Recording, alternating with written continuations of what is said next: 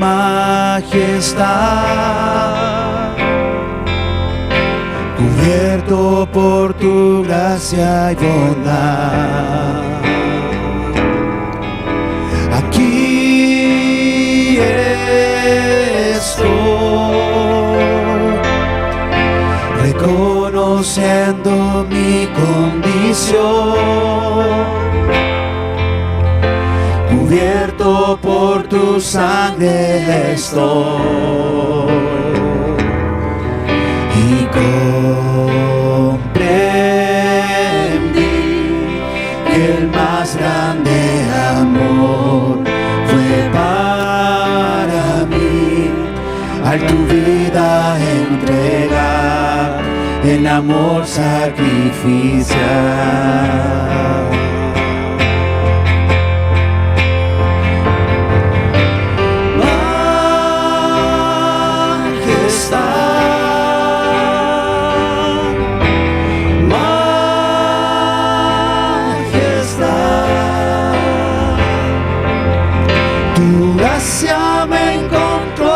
Salvó, muerto estaba y ahora vivo estoy.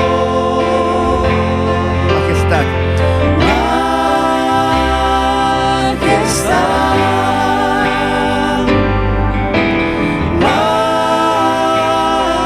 majestad, por siempre transformado en tu amor, de tu majestad.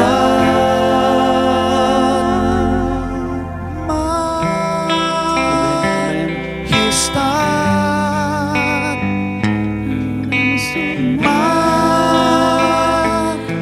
majestad, tu gracia me encontró y me salvó, muerto estaba y ahora vivo estoy. una vez más. Majestad, majestad,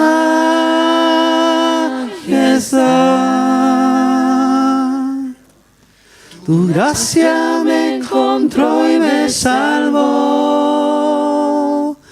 muerto estaba y ahora vivo estoy. Señor, te damos gracias, Dios, gracias. Tú eres el Rey, la majestad de nuestras vidas. Agradecemos tu presencia en medio nuestro esta mañana, Señor. Y pedimos que tú tomes control de todo lo que vamos a compartir y que hable en nuestras vidas y en nuestros corazones, en el nombre de Jesús. Amén. Tomen asiento. Gracias, chicos. Muchas gracias. Ahora sí. ¿De qué hablamos el domingo pasado? ¿Alguien se acuerda? Pasión, qué bueno. Al menos nos acordamos del... El domingo pasado yo quería de alguna manera mencionar a algunas personas que es evidente cuando uno ve sus vidas, es evidente que hay pasión en su corazón. Pero siempre uno está jugando con el factor tiempo y no logré hacerlo. Pero igual quise esta mañana un poco honrar a personas que de alguna manera, a través de la pasión que tienen y son parte de la iglesia, hacen que la iglesia pueda funcionar, que la iglesia pueda cumplir con sus actividades, podamos estar aquí, tú puedas estar sentado, hay sonido y de todo. Yo sé que al hacer esto uno normalmente deja a harta gente fuera. Pero primero que digo, si no te nombro, en realidad piensa que el Señor sí sabe. Y eso es lo más importante. El Señor conoce tu corazón y es lo más válido. Bueno, yo quería igual hablar de los adoradores, que normalmente ellos llegan más temprano que todos nosotros, a las 9 de la mañana. Varios de ellos se repiten las dos reuniones en forma más o menos permanente. Y realmente, ¿quién hace eso? Alguien que está loco. Es como una locura hacer eso, llegar aquí a esa hora y irte como a las 2, 3 o 3 de la tarde o más. Realmente nos honra eso. También la mayor parte de los pastores tienen horarios mucho más largos que las 44, 48 horas. No sé cuántas horas tienen, pero la verdad es que cuesta mucho tener un tiempo libre y doy gracias a Dios por la pasión que hay en sus corazones. Hablar de algunas mamás. A mí hay algunas mamás que realmente me conmueven de verlas con sus niños. A veces tan tempranito, a las 9:30, y uno las ve con la Ceci, miramos, son cerca de las 3 y están recién saliendo. O sea, un gran ejemplo, que lo único que hace que eso sea factible es que hay algo en su corazón que es mucho más allá de lo que uno logra ver. Y hay personas que evidentemente son como su forma y su estilo, son así, y tú los ves adorar y siempre están dispuestos, y la verdad es que hay varios aquí que yo no quisiera como dejar a nadie afuera, así que darles las gracias y que realmente nos bendicen, y ojalá el día de mañana todos seamos unos locos por el Señor, y que la iglesia sea conocida por la iglesia de los locos apasionados por Jesús. Eso sería extraordinario. Dar un aplauso al Señor nomás. Y quiero nombrar brevemente a alguien que hizo una locura, y yo presumo que la locura tiene que ver con lo mismo, con una pasión. Y me quiero referir a Josué con Natalia, que el domingo pasado, después de la reunión, se acercaron para ofrendar su teclado. Algo de gran valor. Estamos orando que Dios bendiga, y ahora, bueno, el teclado ya es parte de la iglesia y queda en el inventario, y Gabriel, hay que inventariarlo, que no se te escape. Y eso se hace cuando hay pasión. La verdad es que es difícil hacer algo así en frío, porque si nomás algo te mueve a hacer ese tipo de cosas, y eso es Dios. Bueno, la predicación de esta mañana está de alguna manera ligada con la predicación del domingo pasado, y voy a hablar de una característica muy especial del corazón de Dios, que es la pasión. Dios es apasionado. La compasión de Dios. Dios tiene una compasión en su corazón. Y de alguna manera está relacionada con pasión, porque la verdad que es muy difícil experimentar compasión como la que Dios tiene si previamente no tenemos un corazón como el corazón de Dios. Y Dios es apasionado. Sencillamente Él es así. Y Él espera que nosotros tengamos esa genuina pasión para poder dar fruto como en nosotros la compasión. El solo amor que declaramos de Dios, la fe que tenemos en Dios, lo que creemos de Dios, es suficiente para tu relación con Dios. Es suficiente para tu vida cristiana, pero no es suficiente para tu relación con los demás y llevarlos a Dios. Por eso que necesitas tener este fuego vivo en tu corazón, y necesitas tener pasión para tener compasión. La compasión no es otra cosa que el fruto de una pasión desmedida por Dios. Mencionaba en la mañana que el relacionar pasión con compasión para mí no es algo tan antiguo, tampoco lo descubrí yo, ni lo inventé yo, sino que hace unos años atrás por primera vez escuché que el eslogan de una iglesia que está en Arica, la comunidad cristiana de Arica, se llama así, dice: pasión por Dios, compasión por las almas. Por primera vez, así, claro, es así, porque yo no puedo ser apasionado por Dios y que me dé lo mismo lo que le sucede al resto del mundo. Y tampoco, por otro lado, no puedo tener compasión, por lo menos no la compasión de Dios en el sentido de Dios, y a la vez no tener ninguna pasión en mi corazón. Ambas sensaciones, sentimientos y emociones están profundamente unidas, y ambas nacen en el corazón de Dios. Ahora, ¿qué es la compasión? ¿Cómo podríamos de alguna manera graficar lo que es la compasión? La compasión no es otra cosa que un sentimiento muy profundo de ternura, un sentimiento de consideración, de dolor por los demás, que tiene en origen un amor que nace profundamente en nuestro corazón, que nos hace hacer acciones en favor de alguien. Es un sentimiento de ternura, de compasión, de dolor que experimentamos por los demás, que nace de un corazón que tiene amor, que nos lleva a hacer cosas. No solamente no es un amor etéreo, es un amor concreto, nos lleva a una acción. Cosas como, por ejemplo, extender gracia, extender misericordia sobre ellos cuando es un momento de juicio, clemencia, preocupación por los demás, todo lo que significa con bondad hacia los demás. Eso es compasión que nace en nuestro corazón. La palabra de Dios dice que nuestro Dios, el Dios en que tú crees y yo creo, es tremendamente compasivo. Y está en toda la Escritura eso, pero a mí me encanta uno de los pasajes que lo quiero leer esta mañana. Está en el libro de Lamentaciones. Lamentaciones 3, 22, 23 del profeta Jeremías. La versión que voy a leer es de la Nueva Versión Internacional, porque creo que grafica mucho más, la forma en que está redactado, grafica mucho más el corazón de Dios. Lamentaciones 3, 22, 23 dice: el gran amor del Señor nunca se acaba, y su compasión jamás se agota. Cada mañana se renuevan sus bondades. Muy grande es su fidelidad. Ese es el Dios en el cual tú y yo creemos, a quien amamos. Pero sin duda, para mí, el pasaje bíblico que más grafica lo que el Señor siente, lo que Dios siente al ver una humanidad que no lo conoce, al ver una humanidad en necesidad, al ver una humanidad huérfana de padre, al ver una humanidad con ceguera espiritual o con dolor del alma, dolor humano, es para mí el pasaje que está en el libro de Lucas 19, 41 al 42. Este pasaje, para ponerlo en el contexto, lo que dice Jesús aquí se plantea en el momento que Jesús ha terminado prácticamente su obra.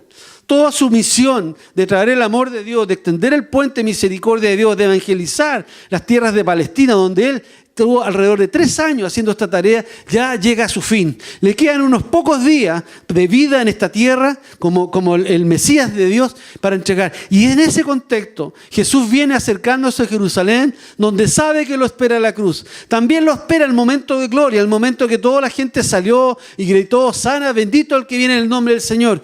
Pero Jesús, cuando dice estas palabras, Él logra ver espiritualmente qué es lo que iba a pasar en la ciudad. Jesús tenía el don profético y vio proféticamente lo que iba a suceder. Y es así lo que Jesús declara en Lucas 19, 41, 42. Y dice el evangelista Lucas, y cuando llegó cerca de la ciudad, al verla, lloró sobre ella. Y cuando llegó cerca de la ciudad, al verla, lloró sobre ella, diciendo, oh, si también tú conocieses, a lo menos en este tu día, lo que es para tu paz, mas ahora encubierto están tus ojos. Jesús lloró. Jesús lloró no solamente por las personas que están ahí. Jesús lloró porque sabía que en unos años más, en el año 70, la ciudad iba a ser destruida. Jesús lloró por aquellos que lo siguieron y se apartaron. Jesús lloró por aquellos que no pudieron ver que era el Hijo de Dios. Jesús lloró porque muchos más no iban a conocer en su familia porque una de sus familias no creyó y no transmitió. Jesús lloró al ver la ceguera, al ver el dolor. Jesús se quebrantó por la humanidad que está lejos de Dios. Ese será el foco de Jesús. La iglesia es la comunidad de creyentes en Cristo. La asamblea es la definición más exacta. Pero la iglesia es también el lugar de residencia conocida de Dios. Si alguien le pregunta, ¿dónde está Dios? Anda en una iglesia. Bueno, depende de dónde vayas, pero se supone que ahí está. La iglesia es también el lugar donde habita la presencia de Dios. ¿Dónde más va a estar si Él vive en el corazón de los creyentes? Pero lo que no hemos olvidado es que la iglesia es también el lugar donde debe habitar la compasión de Dios. Muchas veces nos centramos mucho en la presencia de Dios, el gozo de Dios, pero también ahí debe habitar la compasión de Dios. El motivo principal de la existencia de la iglesia no es el único, el principal, tiene que ver con la compasión de Dios. Desde su inicio, la iglesia fue fundada con esa palabra. Cuando Jesús por primera vez habla sobre la iglesia, Él habla y dice, yo edificaré mi iglesia. Y agrega al final, y las puertas del Hades no prevalecerán contra ella.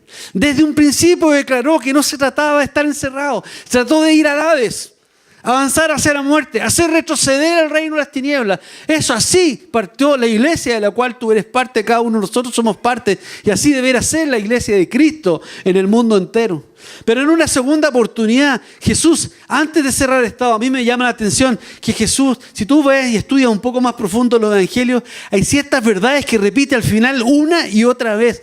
En la humanidad de los discípulos y los conocía, que no se le olvide, no voy a volver a hacerlo. En esa instancia, Jesús, es momento antes de cerrar el estado, le quedan pocas horas para poder hablar con sus discípulos, Él ora por última vez con los discípulos con tiempo, con paz, ora sobre ellos. Es lo que se conoce como la oración sacerdotal de Jesús.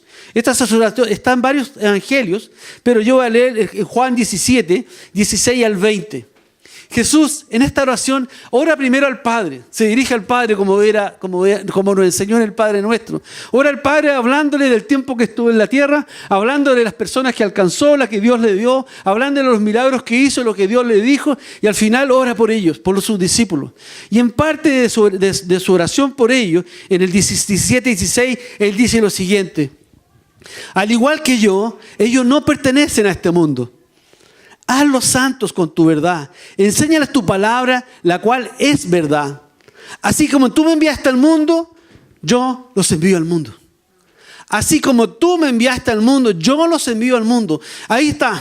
No solamente se trata de que estén conmigo, yo los envío al mundo. Y Jesús sigue diciendo lo siguiente: y me entrego por ellos como en un sacrificio santo, para que tu verdad pueda hacerlos santos. Y fíjate lo que sigue en el 20. No te pido solo por estos discípulos, no te pido solo por Pedro, Juan, Mateo, Felipe, Bartolomé, sino que te pido por todos los que creerán en mí por el mensaje de ellos. Ahí estás tú. Dile al que está a tu lado, ahí estás tú. Ahí está tu nombre. Ahí está tu nombre, Carolina. Ahí está tu nombre, Andrés. Ese eres tú. Porque creíste por el mensaje de ellos. Pero claramente el centro de que Jesús le está diciendo en su última oración, ¿están en el mundo? Yo los formé, los eduqué para que vuelvan al mundo, para que este mundo crea, para que el mundo sea transformado.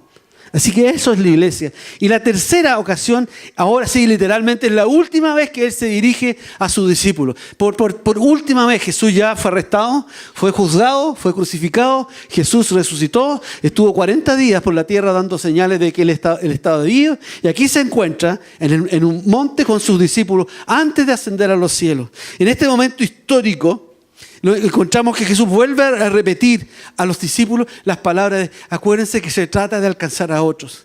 Acuérdense que se trata de los que no me escucharon a mí. Ustedes tuvieron el privilegio. Acuérdense que ustedes tienen la tarea ahora. Háganlo ustedes. Las palabras de Jesús, de nuevo, están en los otros evangelios, pero en Mateo 28, 18 al 20, lo voy a leer ahí. Y dice así: Jesús se acercó y dijo a sus discípulos: se me ha dado toda autoridad en el cielo y en la tierra. Por tanto, vayan y hagan. Por lo tanto, vayan y hagan discípulos de todas las naciones, bautizándolos en el nombre del Padre y del Hijo y del Espíritu Santo. Y enseñen a los nuevos discípulos a obedecer todos los mandatos que les he dado. Y tengan por seguro esto, que estoy con ustedes siempre hasta el fin del mundo. Vayan y hagan discípulos. Y enseñen a los nuevos discípulos. ¿Cuántos discípulos has hecho tú? ¿Cuántas personas realmente has sido impactadas por tu día? ¿Has tocado el corazón? ¿Cuántas personas hemos llevado cada uno de nosotros a los pies de Jesús? Es una buena pregunta. La iglesia que el Señor plantó, la que nació con un propósito de ser el camino de vuelta al Padre. Nuestra tarea principal como iglesia es que las personas conozcan al Señor. El Evangelio ya en la vida diaria, ya no como mandato, en el día a día. Muchas veces Jesús enseñó y Jesús les dijo que fueran y contaran la historia, que fueran y dijeran. La palabra vayan y cuentan está repetida muchas veces. Hay más de 1000 veces que la expresión vayan y cuenten está en la Biblia. Son más de 1000 veces. En el Nuevo Testamento hay 233 veces que la está expresado así, o algo que tenga el sentido de ir y contar. ¿Qué querrá decirnos el Señor? ¿Qué está diciéndole Jesús a sus discípulos? No guarden esto. No pueden ser tan egoístas de no compartir el tesoro que tienen en sus vidas. No pueden quedarse callados. Eso es lo que Jesús les estaba diciendo. Varias de estas vayan y cuenten se encuentran en el Evangelio de Mateo. Se expresan de esta forma, por ejemplo: vayan y busquen a las ovejas perdidas. Vayan y cuéntenle a otros. Vayan y busquen. Vayan por pueblos, ciudades y díganle a otros. Y así, una y otra vez, si tú lees un evangelio, te vas a dar cuenta y anda marcando cuántas veces Jesús le está expresando a sus discípulos: vayan y cuenten. ¿Eres tú discípulo o discípula de Jesús? ¿Eres discípulo? ¿Eres discípula? Anda y cuenta. Tan simple como eso. No requieres mucha teología. Requieres sencillamente amar y obedecer a lo que el Señor te pide o el Señor nos pide a cada uno de nosotros. Los primeros discípulos, los discípulos que plantaron la viña de Jerusalén, ellos fueron formados por el Mesías, por el Señor mismo. Ellos fueron los discípulos originales y ellos sencillamente obedecieron los mandatos de Jesús.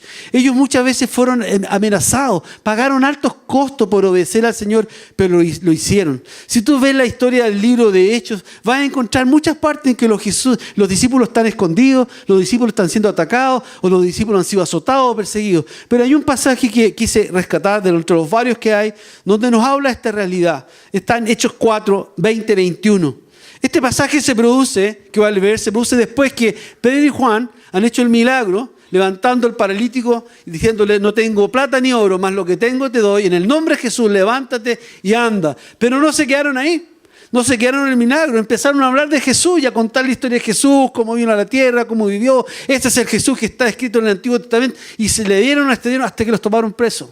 Provocaron tal revolución que vinieron las autoridades religiosas de la época y los tomaron presos. Hay un largo debate de lo que sucede ahí y finalmente no hallaban qué hacer con ellos. ¿Cómo los callamos? Y al final deciden soltarlo porque tenían temor, porque había tanta gente que seguía a Jesús, tenían temor de matarlo, temor a que les viniera el pueblo encima. Y les prohíben predicar el Evangelio de Jesucristo. No hablen más de ese nombre. Y esto es lo que dice en el 20:21, más Pedro y Juan. Dice así, más Pedro y Juan respondieron diciéndole, juzgase justo delante de Dios, obedecer a vosotros antes que a Dios. Porque no podemos dejar de oír lo que hemos visto y oído. No podemos dejar de decir lo que hemos visto y oído. No podemos hacerlo. Jesús les ha dicho, vayan y cuéntale. Y ellos lo hicieron. Y tuvo costos. Tuvo costos. En Hechos un poco más adelante, Hechos 5, 28, 29 y 40, 42, resumidamente está la historia de la desobediencia de los discípulos. Ellos siguieron haciéndolo. Siguieron haciéndolo. Y el pasaje que le estoy hablando del capítulo 5, nuevamente llegan donde los mismos opresores. Y le dice, pero no les dijimos que no lo hicieran. Y ellos volvieron a repetir, pero no podemos obedecerle a ustedes. Y esta vez ellos estaban dispuestos a matarlo. Estaban dispuestos, pero Dios tenía preservado unos sacerdotes de nombre Gamaliel, que era una autoridad. Y les dicen, varones, calmen, bajen la espuma, calmémonos un poco. No vaya a ser que estos hombres realmente se estén hablando algo de Dios. No vaya a ser que estemos luchando con Dios. Esa actitud de Gamaliel les salvó la vida, pero en ese día se fueron contentos porque solo fueron azotados. Fueron azotados y fueron liberados. Ese es el contexto en que la iglesia primitiva creció día a día. Ese pasaje, y la iglesia crecía día y día, está todas estas veces en el libro de Hechos. Porque había gente que contaba la historia, ellos iban y contaban lo que Jesús había hecho. Todos y cada uno de los versículos que he comentado nos indican con claridad que la iglesia, esta iglesia y todas las iglesias nacieron en el corazón de Dios para alcanzar a los no alcanzados. Es el motivo principal de cualquier iglesia. Un mundo sin Dios, personas en necesidad. ¿Qué ha pasado con los años? Creo que en el principio la iglesia fue muy activa y tenemos el gran avance que tuvo la iglesia primitiva los primeros años. En algunas etapas del siglo XVII y XVIII, la iglesia también, siglo XIX, también tuvo grandes expansiones, misiones por todo el mundo. Pero la realidad es que desde finales del siglo XX al siglo XXI, el contar la historia de Jesús no es tan popular. La iglesia se ha ido olvidando, ha ido cambiando el propósito de la iglesia y ha ido lentamente olvidando que nacimos para contar que Jesús es el Señor. Nacimos para decirle a los demás lo que el Señor ha hecho con tu vida y con mi vida. Ese es el propósito principal. Vivimos en un país que goza de una plena libertad. Gozamos de una plena libertad. En nuestro país cualquiera puede hablar de Jesús en cualquier lugar. Son muy pocos los lugares donde tú no puedes expresar el nombre de Jesús. Hay países enteros donde esto no puede suceder y les cuesta la vida. A los discípulos les costó. En Chile nadie está amenazado por hablar. Pero sin embargo, nos cuesta hablar. Son muy pocos los que hablamos, los que hablamos del nombre del Señor en el lugar donde estemos. Yo decía en la mañana que la mayor comprobación de que esto es una realidad es que las iglesias cristianas que crecen normalmente lo hacen con otros cristianos que vienen de otras iglesias. Es muy baja la tasa de crecimiento de la iglesia porque hemos dejado de hacer lo que teníamos que hacer. De una u otra manera todos estamos en lo mismo. Iglesias y cristianos en general ocupamos muy poco tiempo de nuestra relación con Dios y de las actividades cristianas que realizamos enfocadas hacia afuera. Yo quiero que pienses en tu tiempo en que tú estás relacionado con Dios. ¿Cuánto de ese tiempo tiene que ir hacia afuera y cuánto tiene que ir contigo o con la iglesia hacia adentro? Es un análisis que debemos hacer. No es el motivo de esta enseñanza sacar responsabilidades ni cuáles son las causas. Pero claramente es una responsabilidad compartida.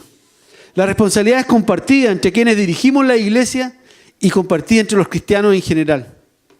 Hace un tiempo atrás pasó por mi mente hacer una campaña evangelística en la iglesia. Para que no suceda lo que sucedió hoy día, que cuando preguntamos quién está por primera vez, no hay nadie. ¿Y cómo lo puedo hacer? Y hablé con una persona y le encargué a una persona, mira, quiero que trabajemos sobre esto, hagamos una estrategia cómo lo podemos hacer. Pasaron los días y no tenía ningún reporte, ningún informe. Dije, voy a tener que hablar, no pasa nada, pero de repente me llega un mail. Y les quiero leer el mail, cuál es el reporte. Y el mail dice lo siguiente: querido pastor, Hoy, en la actualidad, hay un poco más de 200 personas en la iglesia. De ellas, alrededor de 30 son personas con problemas en sus vidas que las hace estar en un estado de debilidad, como con enfermedades, con achaques varios, alergias permanentes, personas con edad avanzada. Lo cual nos deja 170 personas para hacer el trabajo que usted tiene en mente. De estas 170, alrededor de 40 son niños en periodo escolar. Lo que nos deja en realidad 130 personas. De ellas hay 10 que son bebés o niños muy pequeñitos. Lo que nos va dejando 120 personas para hacer las tareas que se supone que la iglesia debe hacer para alcanzar el mundo. De estas, 20 personas viven demasiado lejos de la iglesia, por lo que como no vienen mucho, y solo lo hacen los días domingos, si es que vienen. Por lo que en realidad estamos contando con 100 personas para hacer el trabajo y el esquema que me propuso. Pero, querido pastor, no se alegre tanto aún, porque en apariencia son muchos, pero debe darse cuenta que 50 de ellas son personas muy ocupadas en su trabajo. Comerciantes, gerentes, empresarios, en general gente con buenas plazas de trabajo, por lo que no disponen tiempo para trabajar en la iglesia. Están muy ocupados. Así que en realidad estamos contando con 50 personas para el trabajo planificado. Pero pastor, piensa en esto. Por lo menos 10 de ellas son mujeres con niños pequeños. Ya tienen más que suficiente con trabajar, con preocuparse de los niños y preocuparse de la casa. Así que nos va dejando 40 personas para este proyecto. Pero pastor, ¿cómo se lo digo?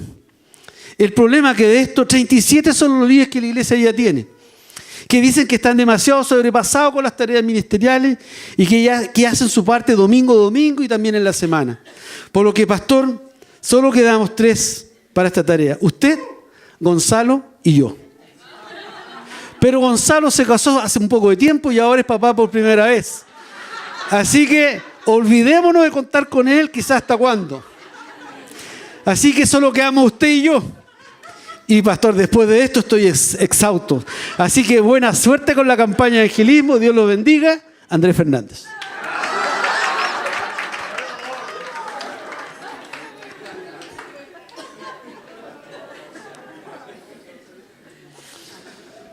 Como dije, no es la intención de esta enseñanza, esta predicación, buscar causas ni responsabilidades. Y podemos hablar e ironizar sobre el tema, pero debemos reconocer que hemos errado. Debemos reconocer que no estamos haciendo lo que debiéramos hacer. Y no solo debiéramos reconocer, debiéramos pedir perdón. Debiéramos pedir perdón a Dios. Perdón por no amar lo que Él ama. Perdón por no amar las personas por las cuales Él dio a su Hijo. Perdón por no amar las personas por las cuales Jesús murió.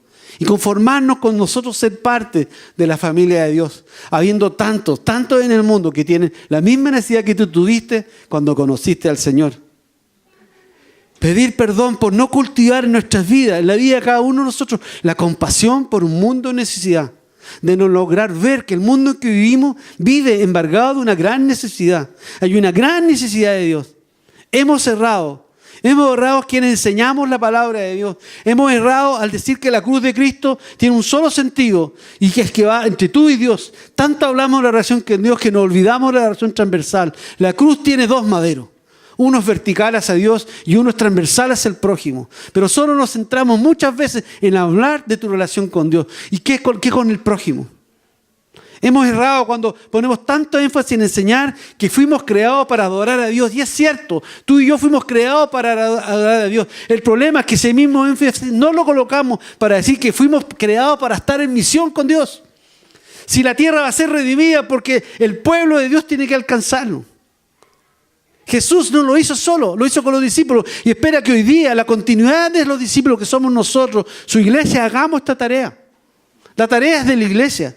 Fuimos creados para estar en misión con Dios, llevando gente al reino de Dios, rescatando gente del reino de las tinieblas al reino de Dios. Esa es la tarea. Erramos cuando cristianos, cualquiera de nosotros, pensamos que la iglesia es el lugar físico donde formamos parte, existe exclusivamente para mí. Para mis hijos, para mis jóvenes, para mi familia, para mis necesidades. Efectivamente, la iglesia existe para eso. Pero esperamos tanto de la iglesia y la iglesia tiene mucho más que eso que hacer. La iglesia tiene que preocuparse de todas las personas que llegan. La iglesia tiene también que cumplir con su propósito de alcanzar los no alcanzados. Y el tiempo y el esfuerzo que a veces reclamamos para nosotros, lo está empleando en otros lugares, con otras personas, porque para eso hemos sido formados. Erramos como equipo pastoral o como líderes de iglesia o miembros de iglesia, nos afanamos tanto en construir un templo que sea grande, hermoso, cómodo, y separamos todos los recursos para allá, sin dejar recursos para extender el reino de Dios.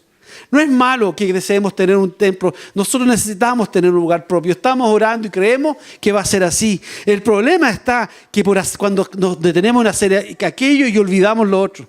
Olvidamos lo que está sucediendo en el mundo en que vivimos. Olvidamos de extender amor. Olvidamos de enviar misioneros. Olvidamos de enviar nuevos pastores. Levantar nuevas sedes, nueva iglesia. Cuando olvidamos eso, no está bien. Erramos cuando como cristianos comunes y corrientes pensamos que el evangelismo o el hacer misericordia es tarea de los pastores o de algún ministerio de la iglesia, pero no es mía. Jesús le dijo a sus discípulos, y si hay discípulos de Jesús aquí, te lo dijo a ti, vayan y cuenten. Yo te envío al mundo. Yo te envío al mundo. Ponle tu nombre. Yo te envío al mundo. Yo te envío al mundo. Eres tú, Alex. Yo te envío, eres tú, Gustavo. Eres tú, Felipe. Nos envió a todos, a cada uno de nosotros. No tiene que ver con los pastores, no tiene que ver con un ministerio de evangelismo. Todos somos enviados a hacer la tarea del Señor.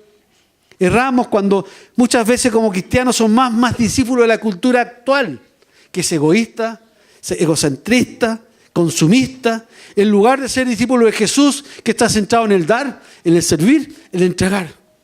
Y nos ponemos en la iglesia en la posición de consumir en lugar de dar. Y la iglesia se detiene su avance. Esta mañana Dios nos está llamando a cada uno de nosotros a una reflexión profunda, a examinar nuestro corazón. ¿Cuánta pasión tenemos por Dios en nuestro interior? ¿Cuánto de esa pasión se ha transformado en compasión en tu corazón, Daniel? Andrés, Cata, ¿cuánta esa pasión que levantamos manos, adoramos y está todo eso muy bien? Pero ¿cuánto de eso genera que no te puedes estar quieto sin hacer nada por los demás que no tienen lo que tú ya estás gustando, lo que tú ya estás viviendo, lo que tú ya recibiste? ¿Te duele el corazón con el dolor humano? Cuando te sientas frente al televisor y ves lo que está sucediendo, te quebrantas.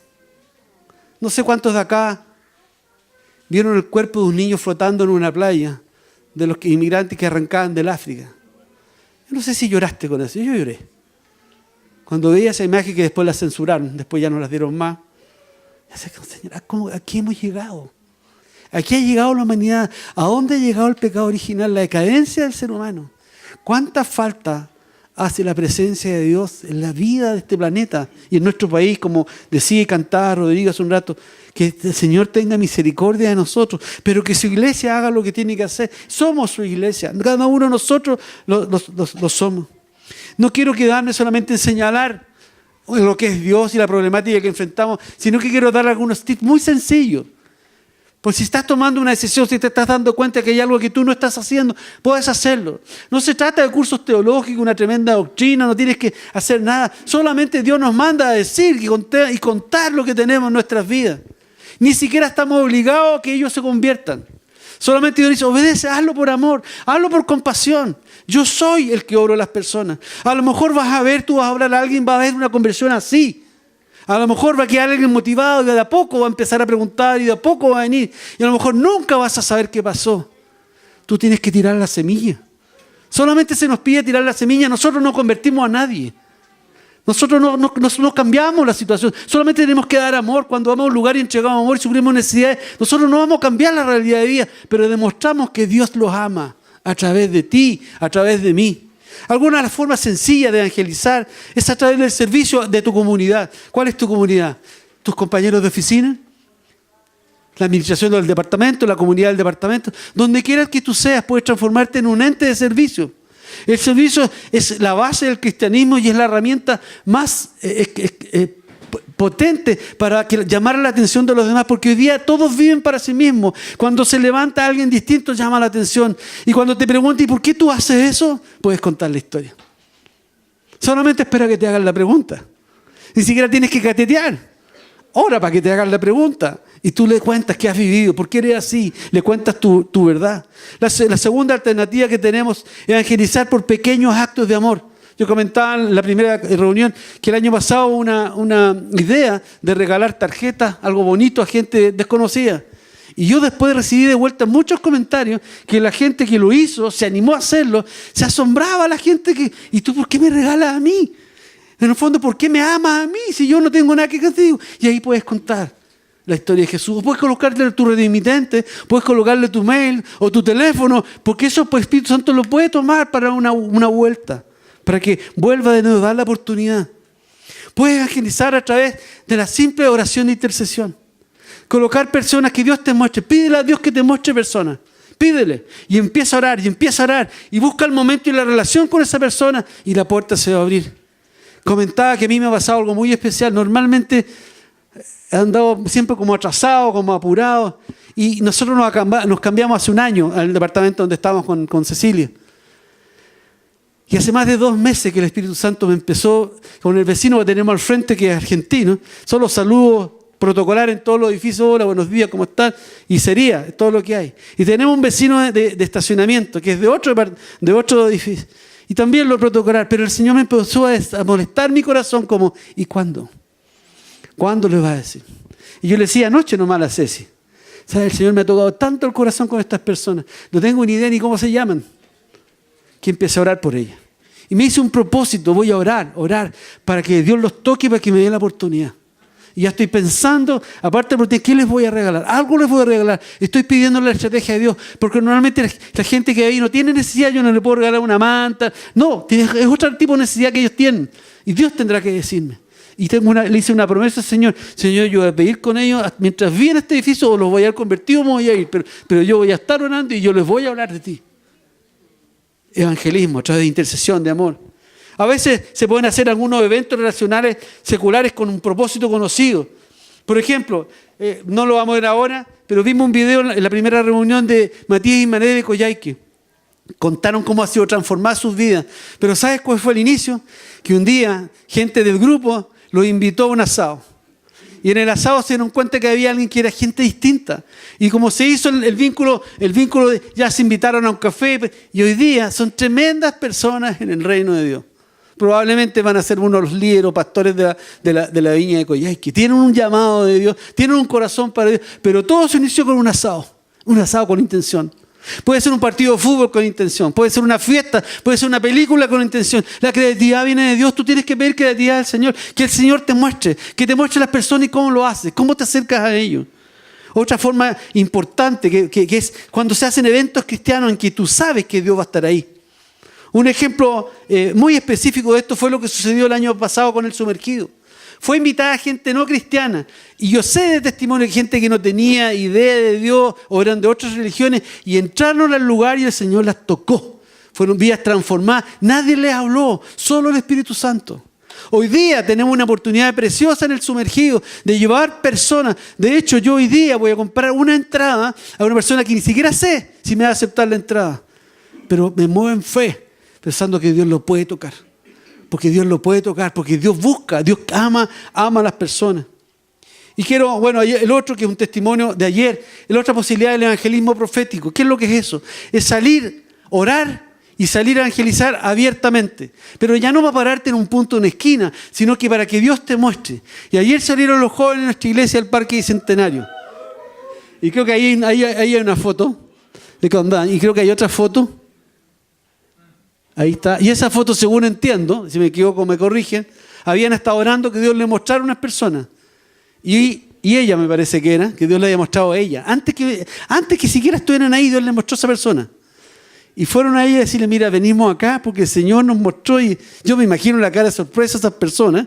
Y sencillamente hicieron un contacto y oraron. Y una semilla fue implantada. Lo que sucede después, veremos, dejémoslo en las manos de Dios. Lo que se mueva en ellos con esta persona tiene que ver con Dios también. Pero lo hicieron. Evangelismo profético. Dios mostró antes de. ¿Por qué no te lo puede mostrar a ti? ¿Por qué no lo puede hacer? Pero todas las técnicas rápidas y fáciles que he nombrado no dejan detrás lo más importante, lo que es desde el principio, lo que Jesús enseñó. Ve y cuenta tu testimonio. Es tu tú a tú. Es lo que las personas ven a ti. Es tu testimonio lo que llama la atención de las personas.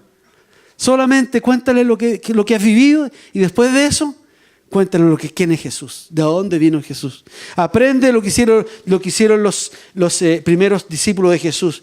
Veían a orar a Dios y después contaban la historia. Lo mismo, tú puedes hacer exactamente lo mismo. No quiero terminar esta predicación diciéndote que, oye, es súper fácil, tienes que hacerlo. No, vas a enfrentar problemas. Efectivamente enfrentar problemas porque estamos moviendo en un mundo que no está bajo el reino de Dios. Pero ahí es donde somos enviados, fuimos enviados a este mundo, donde no está reinando el Señor. Y tú y yo vamos a actuar por amor y por obediencia para hacerlo. La tarea no va a ser fácil. Básicamente tenemos dos elementos en contra. El elemento número 1 se llama nosotros. Ponle tu nombre. Y son dos las cosas principales. Hay muchas más que están en nosotros que son elementos en contra. Primero, el temor. Con honestidad. ¿Cuántos de los que están acá experimentan temor de hablarle a alguien desconocido? Levanta tu mano, Levanta tu mano. Vamos. Ahí. Yo quiero decirte esto. La pasión viene por amor a Dios. Y la palabra de Dios dice que el perfecto amor echa fuera el temor. Así que la solución es llenarme de amor. Me lleno de amor. Y segundo, cuidado con pisar el palito. No hagas de la iglesia de un lugar para esconderte. Muchos cristianos hacen de la iglesia un lugar para esconderse sus temores, esconderse sus inseguridades. La iglesia es un lugar para sanar eso y para salir y para dar lo que ya tienes, lo que ya aportas. El otro motivo que nos retiene muchas veces es la vergüenza. ¿Cuántos sienten vergüenza? Porque temor es una cosa, vergüenza. La mano arriba, vergüenza de hablar de Jesús ahora, ya este otro cuento. ¿Nadie? ¿Nadie tiene vergüenza de enfrentar gente desconocida? ¡Qué maravilla estaba! Tienen vergüenza de levantar la mano. Ahí está. Yo solamente, porque es muy probable que sea lo que dice Andrés, quiero leerte un pasaje en Romanos 1:16. Pablo lleno de pasión, lleno de compasión. Él dice, porque no me avergüenzo del evangelio, porque es poder de Dios y salvación para todo lo que en él cree. Recuerda esto, que Dios pondrá en ti, si tú obedeces, por mucha vergüenza que experimentes, Dios pondrá en ti las palabras. Yo he escuchado a muchas personas decir, no sé si has visto, en algún punto de la ciudad veo un grupo de 4 o 5 hermanos parados en una esquina y están hablando del Señor y normalmente no hay nadie escuchando.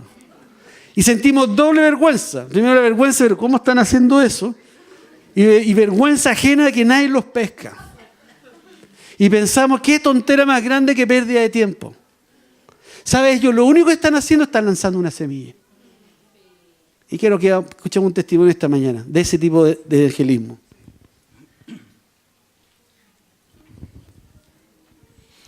Hola, buenas tardes. Voy a ser bien breve. Yo soy cristiano desde el año 2000, hace 18 años.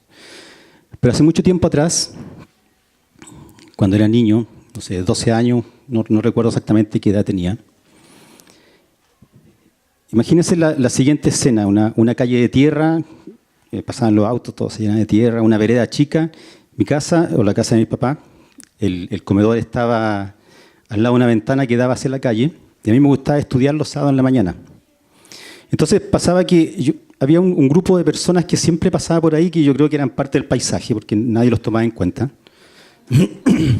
Unas personas que pasaban por ahí con su guitarra, con su acordeón, con su banjo, y se paraban en cualquier esquina, en cualquier parte, y se ponían a cantar. Y a mí me causaba mucha extrañeza porque eran canciones de las cuales yo no entendía la letra. Yo quería saber qué era lo que decían, pero nunca se le entendía qué decían entre las mujeres que trataban de tener una voz melodiosa, los hombres, y andaban todos bien vestidos, andaban con su terno los hombres, con los niños, andaban la familia entera, las mujeres bien vestidas, y se notaba que tenían pasión en eso, que lo hacían realmente así, pero como les digo, eran como parte del paisaje, en un árbol más, un poste más, y yo estaba ese día estudiando en la mañana y se pusieron justo al frente de mi ventana. Entonces se pusieron a cantar y nadie los pescaba, o sea, pasaba la gente porque, como les digo, era eso. Y yo, enojado, me paro y voy a cerrar la ventana, porque no quería que me molestaran. Pero la verdad es que en ese momento algo extraño pasó. Algo extraño pasó porque, sin entender lo que estaban cantando, sin entender qué era lo que estaban haciendo, porque yo no era cristiano en esa época, algo tocó mi corazón. Y yo me acuerdo de ese momento, y no me acordé hasta que hicimos un discipulado con Leo. Ahí recordé todo lo que había pasado en esa época. Porque lo recordé porque no fue algo que quedó en mi mente, sino que fue algo que quedó en mi corazón. Fue una semilla que sembraron ellos en ese momento. Y que ni siquiera yo supe que ellos la plantaron. Mucho tiempo después, a mí me hizo sentido lo que ellos hicieron. Y ni siquiera hicieron nombre, nadie lo escuchó. Ellos ni siquiera, yo estaba echado a un visillo, ellos no sabían que yo estaba escuchando, pero ellos lanzaron la semilla. Eso es.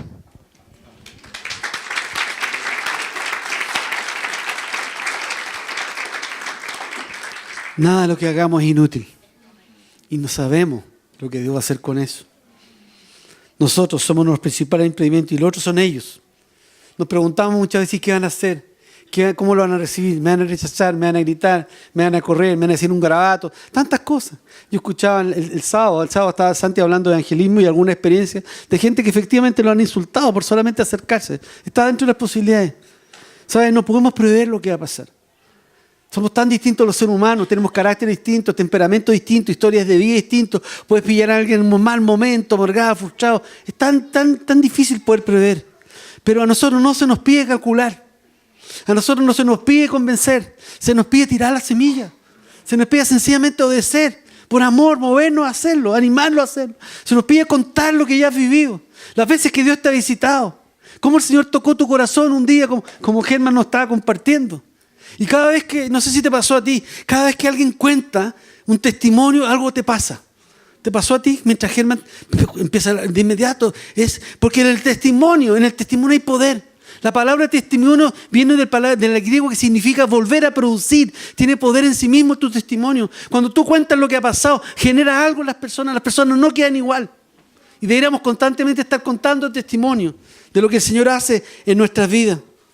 Ellos son los otros impedimentos, así que no se trata de calcular. Solamente quiero decirte que pienses en esto. En el Evangelio de Mateo, Marcos y Lucas está la parábola del sembrador. La encuentras en Mateo, entre el capítulo 13, del 1 al 9. Y resumidamente nos cuenta una historia. Y en la misma historia, el sembrador salió a sembrar. Jorge salió a sembrar. Germán salió a sembrar. Está hablando de ti, está hablando de mí. Somos nosotros, no es Dios. Nosotros somos los que estamos ahí sembrando. Y se encuentra con 4 tipos de personas. Y solamente es un tipo de persona la que tiene el corazón sensible a Dios.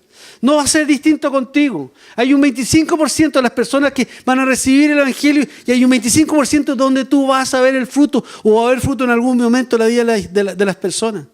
Así que no te extrañe que haya personas que no lo reciben. Eso está escrito que es así. Pero por otro lado, tienes que buscar dónde está tu 25%. Siempre me ha impactado la historia de Zaqueo.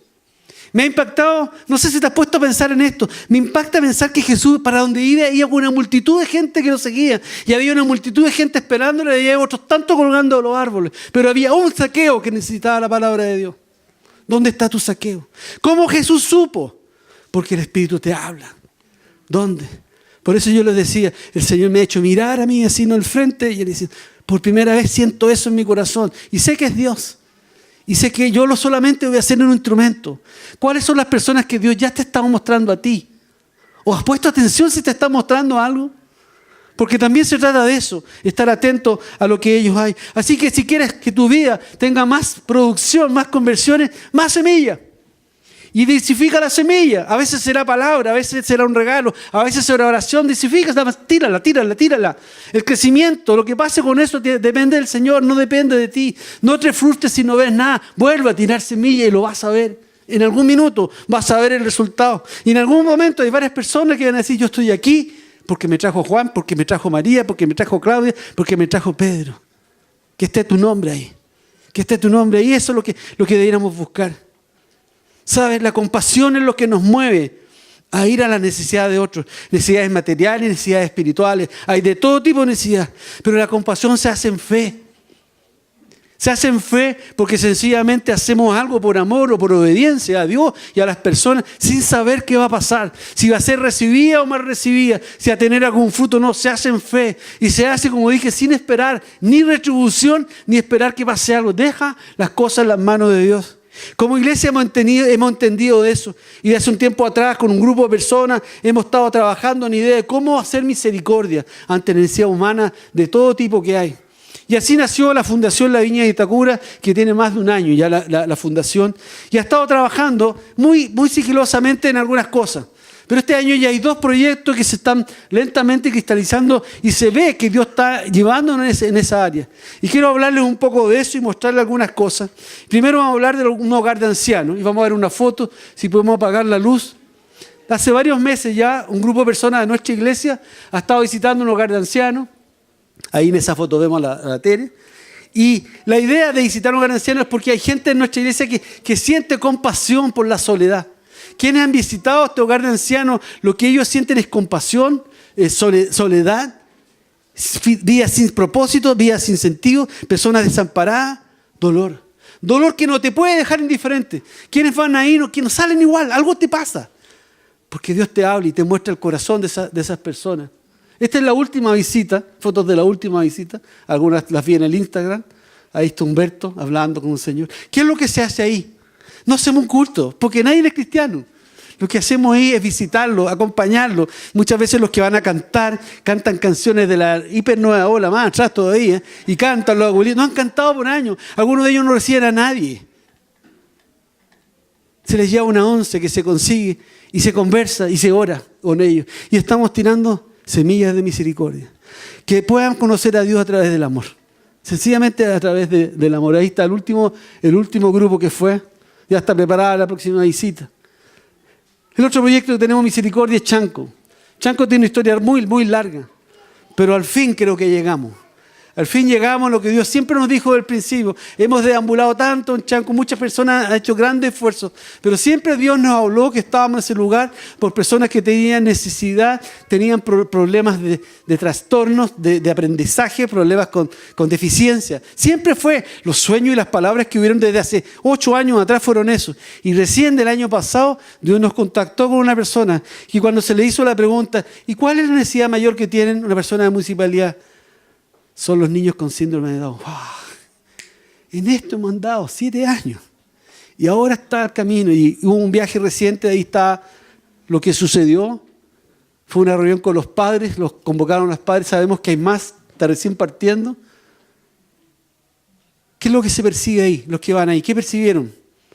Básicamente, ver padres con un corazón frustrado. Padres con un sentido de abandono porque nadie, municipalidad, ningún gobierno, nadie los ayuda. Muchos de estos niños, adultos, han crecido escondidos porque se han estigmatizados en el lugar. Y con un gran temor. Algún día ellos van a morir. ¿Quién se va a quedar con sus hijos? Ahí nos llevó Dios para que tu corazón, para que mi corazón se duela por eso y haga algo. No podemos no hacer nada. Dios nos está mostrando un lugar donde obrar. El otro punto donde estamos trabajando es en Coyhaique, solamente lo voy a mencionar. Llegamos a un lugar solo por obediencia. Coyhaique es un lugar donde hemos visto en televisión algunos de los crímenes más horribles. Hemos visto cosas increíbles. Hace como ahora años atrás hubieron suicidios masivos en Puerto Aysén y Coyhaique. Es una zona de depresión.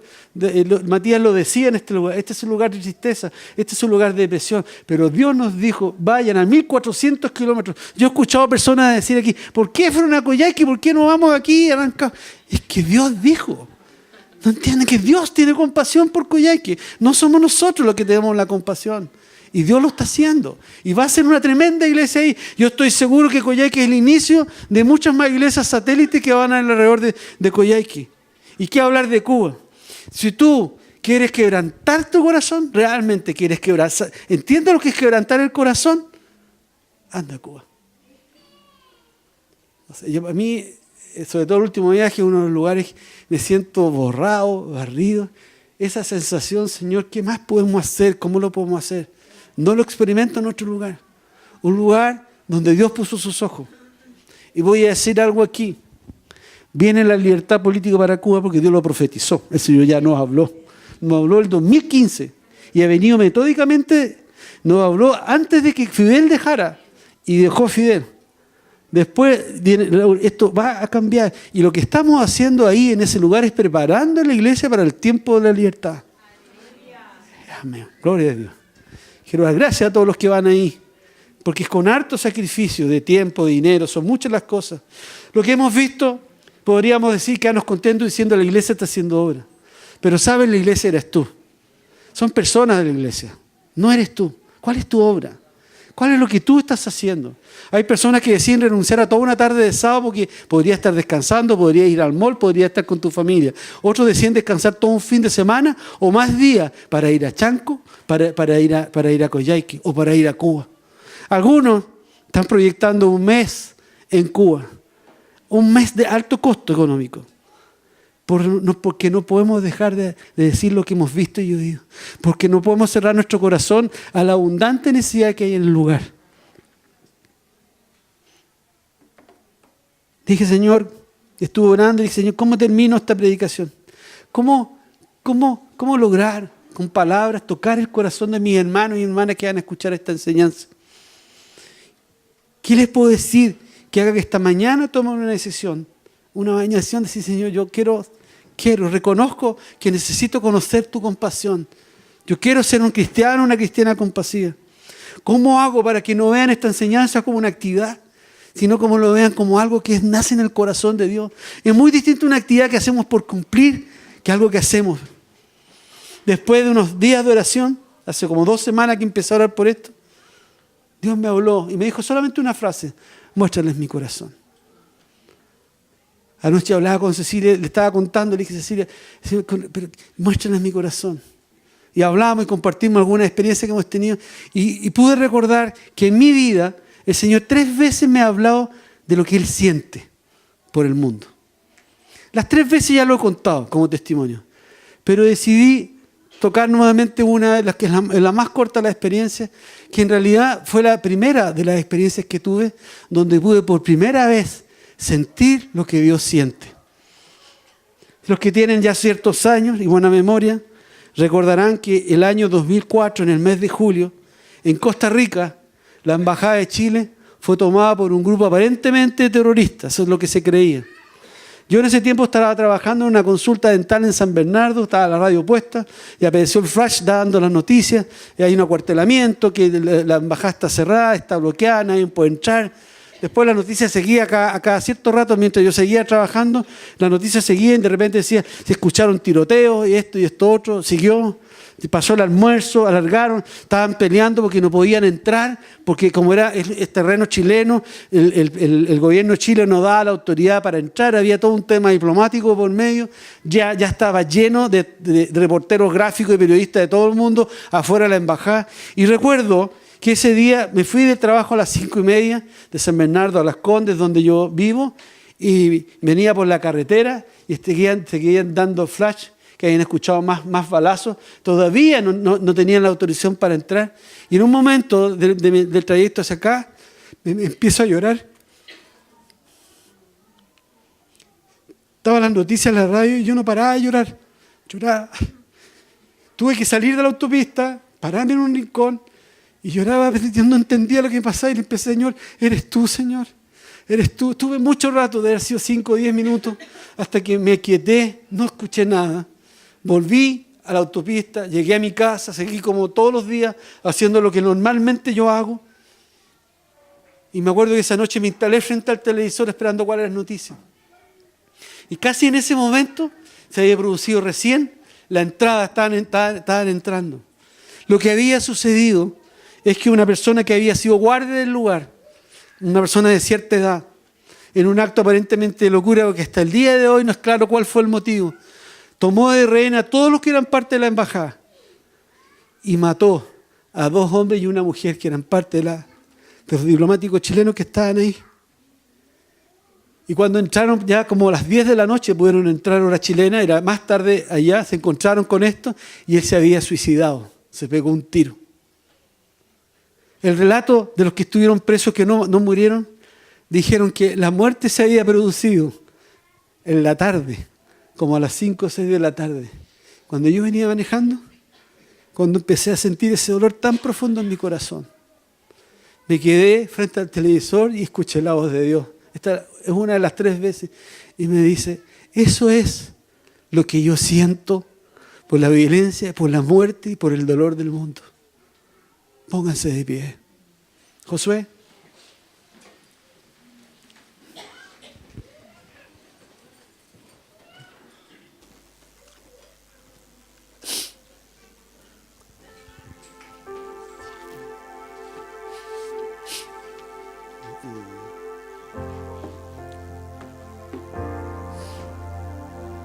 A lo mejor si tú eres nuevo, tú no sabes cómo se gestó esta iglesia. Esta iglesia se gestó en un sueño que Dios puso en el pastor Roy en Las Condes. Pero Dios nos escogió, por su sola gracia y misericordia nos escogió. Y cuando esta iglesia todavía no existía, sino que estaba en el corazón de Dios, fue un tiempo que salí a orar a las calles de Vitacura.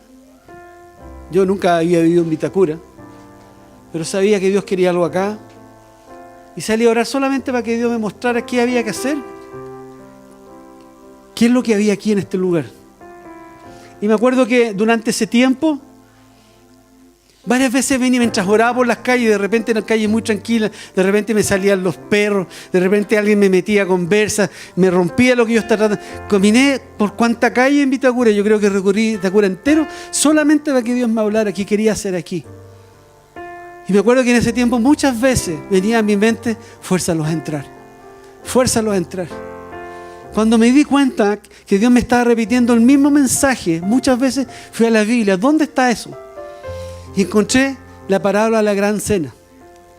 Porque no sé si tú lo sabes, pero va a haber un día cuando tú y yo estemos en el cielo y vamos a estar sentados frente a una gran mesa donde miles de millones de personas van a estar. Y en la cabecera va a estar tu Señor, la cena de la boda del Cordero. Y me llevó a la palabra y encontré la parábola, se llama así. Lucas 14 dice, entonces Jesús le dijo, un hombre hizo una gran cena y convidó a muchos. Y a la hora de la cena envió a su siervo a decir a los convidados, venid, que ya está todo preparado. El Evangelio nos dice que todos pusieron excusas, no, es que tengo negocio, no, es que me tengo que casar, no, es que se murió alguien, no voy a ir. El siervo va donde el Señor y le dice, ¿sabes? Los he invitado y mucha gente se niega. Y por segunda vez, y en esto quiero que veas el corazón de Dios, por segunda vez le dice, ve, invítalos a mi mesa. Ve pronto por las plazas, por las calles de la ciudad, trae a los pobres, trae a los mancos, trae a los cojos, trae a los ciegos. Y el siervo nuevamente se presenta ante su Señor y le dice, ¿sabes? Sí, vinieron los que estaban perdidos, esos vinieron, pero todavía hay espacio en la mesa.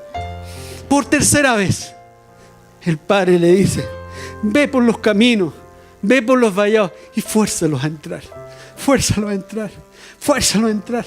Mira a tus vecinos, fuérzalos a entrar. Mira a tus compañeros de trabajo, fuérzalos a entrar, fuérzalos a entrar. Es que no saben que necesitan al Señor. Ellos tienen que saber que necesitan al Señor. A lo mejor conocen una religión y están frustrados, están dañados por la religión, pero ellos no conocen este Señor que tú conoces. ¿Saben? Ni siquiera saben que pueden tener una nueva vida. Ni siquiera saben que hay un Señor que es de amor y que restaura y que sana. Ellos creen que la verdad es vivir deprimido.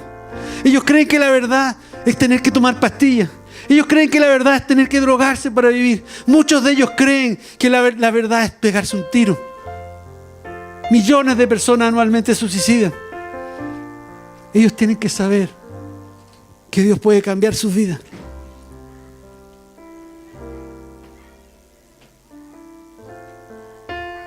Ayer estaba terminando esta enseñanza y el Señor trajo un himno que escucho desde niño, lo cantaba mi mamá, que se llama Sembraré la simiente preciosa. Y dije, sí, qué raro que me llegó solo, yo no había preguntado por ni una cosa y me llegó este himno. Y pongo atención en la letra y la letra dice lo siguiente, sembraré, mientras viva simiente de amor. Segaré, al hallarme en la casa de Dios. ¿Sabes? Algún día tú y yo, allá en la eternidad estaremos. ¿Cuántas personas, cuando tú entres en la eternidad, correrán a ti para agradecerte por estar ahí? ¿Cuántas personas Te orarán rodeando tu cuello para decirte gracias porque tú me hablaste de Jesús. Gracias por tus oraciones. Gracias porque por tus diezmos y tu fidelidad se levantaron iglesias. ¿Cuántas personas pueden ser expuestas al Evangelio de Dios sencillamente porque tú hiciste lo que tenías que hacer?